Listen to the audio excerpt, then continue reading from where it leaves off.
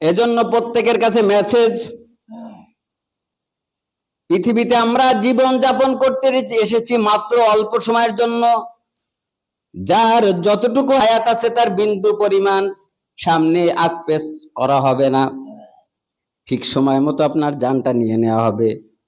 অতএব নাহলে না কথা আমি একটা বলবো, সেই কথা চুল পরিমাণ ঠেলে কেন মানুষ সরাই দিতে পারবে?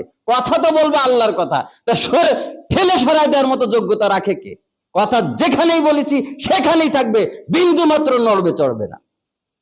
আর কথা বলে দিলাম, আর একজন এসে ঠেলে সরাই নিয়ে চলে গেল আর এক জায়গায়, একে খুলনাতে ঠেলে চালনা নিয়ে গেল। কেন? এমন কথা বলার দরকার আছে কি?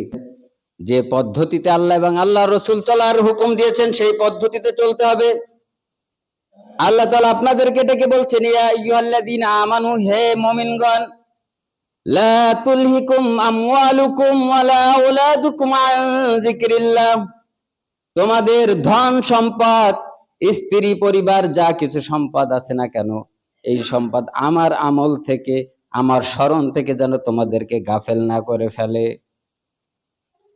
বেশিরভাগ তো আল্লাহ থেকে মানুষের মুখ ফিরায় নেয় তার সন্তান সন্ততি, স্ত্রী পরিবার আর তার ধন সম্পদ। কথা বলেন ঠিক কিনা?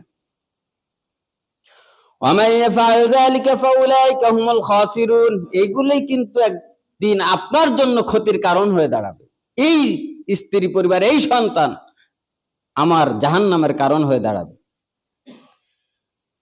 আল্লাহ তাআলা বলছেন, ওয়ানফিকু মিম্মা রাযাকনাকুম মিন ক্বাবলি আন ইয়াতিয়া আহাদাকুমুল মাউত, হে মুমিনগণ তোমাদেরকেই বলছি তোমরা ব্যয় করবে মিম্মা রাযাকনাকুম, আমার দেওয়া সম্পদ থেকে।